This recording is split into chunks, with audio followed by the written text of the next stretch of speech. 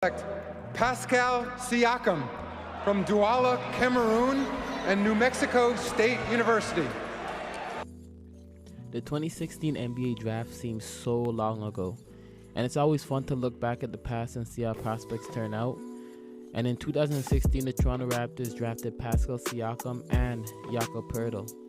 Jakob was drafted with the 9th pick acquired by Masai Ujiri in the Andrea Bargnani trade. How he pulled that off? I don't know. But back to PASCAL in the 27th pick. If we take a look at who was available at 27 and the hype around those players at the time, it really shows why Raptors fans have this "in Masai we trust" saying that I see every time something big happens up north. Antetokounmpo able to reel it in, deflected. Here's Green, Raptors number, Siakam, throwing it down. Kyle. And look at this, Embiid's going to try to catch him. Not a chance. Beautiful finish. There was a lot of big men selected at the bottom end of this draft. At 28, the Kings took Skal Labissière, who at the beginning of his college career was a top 3 prospect, and Masai passed on him, which at the time had a lot of people skeptical and scratching their heads. A lot of people didn't believe in Skal right away, but there were people looking around like, yo, to get somebody with that much potential at 27 would have been a steal. But Masai passed. 2 picks later at 29, the Spurs took DeJounte Murray. Now, Toronto passing on Murray is kind of understandable because the year before they drafted DeLon Wright. DeJounte Murray and DeLon Wright are basically the same type of player, the same type of prospect, a long point guard that defends but needed time to develop. And another name that I heard a lot at the time was Deontay Davis out of Michigan, who went 31st to Memphis after bouncing from, I believe, Miami and Philadelphia. Now, out of all those names I mentioned, PASCAL SIAKAM was the unknown. You have Skal out of Kentucky, DeJounte Murray from Washington, and Deontay Davis out of Michigan. And PASCAL SIAKAM from New Mexico State. Scratch that, PASCAL SIAKAM from Cameroon. Yo, here's a story and a journey that is truly inspirational. Alright, so I'm going to give it to you straight. To understand PASCAL, you must understand Bafa. Now, Bafa is a village roughly 80 miles north of Cameroon's capital and the location of St. Andrew's Seminary, where Siakam spent his childhood.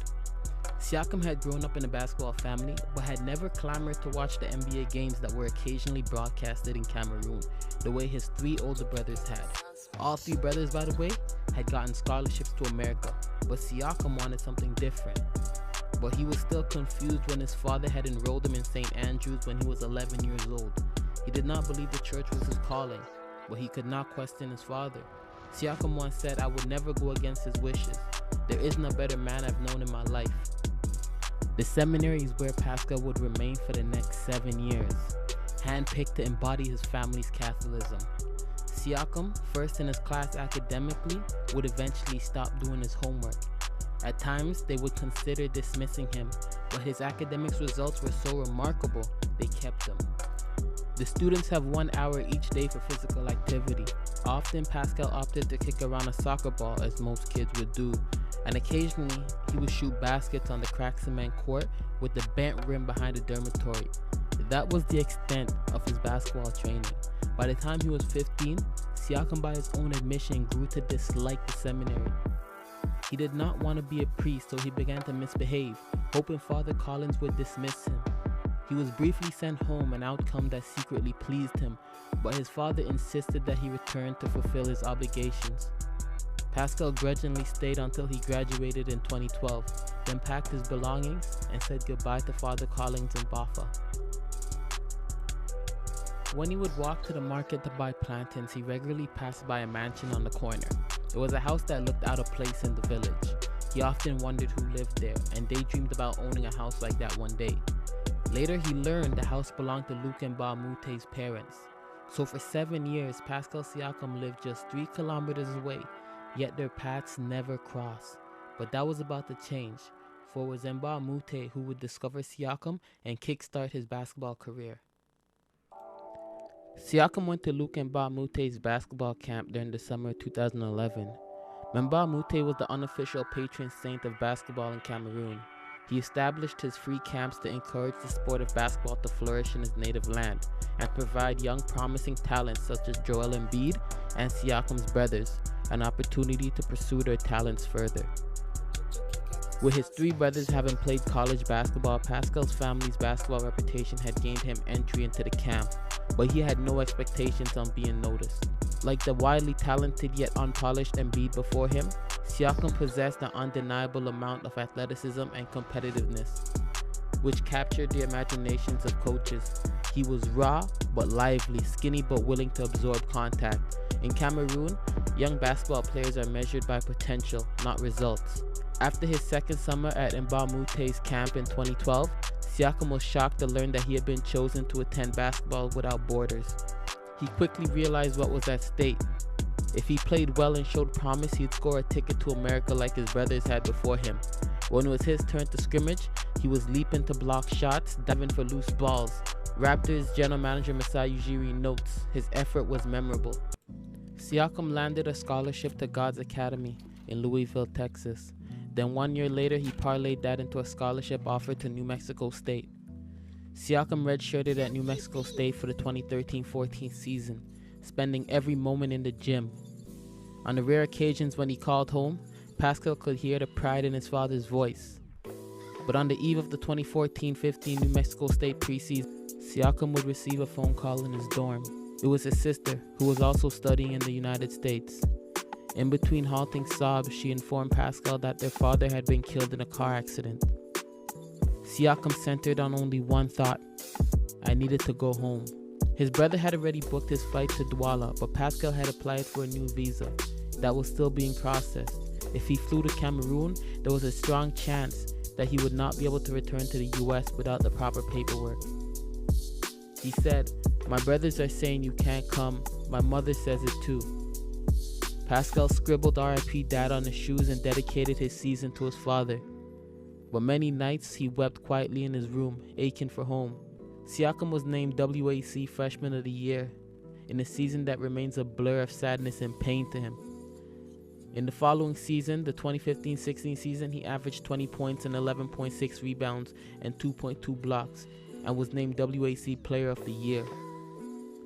PASCAL became more passionate about his development after the passing of his father.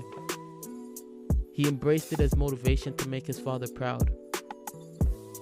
SIAKAM decided to make the jump to the NBA, and the Raptors invited him to a pre-draft workout in Buffalo, New York.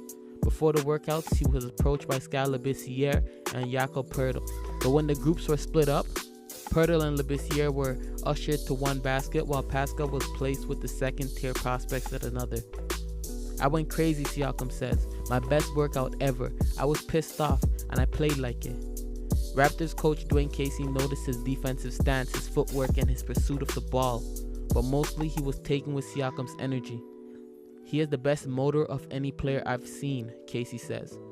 2 weeks later, Toronto would select Pascal Siakam with the 27th pick in the 2016 draft. And Summer League was right around the corner. Siakam impressed me right away in Summer League.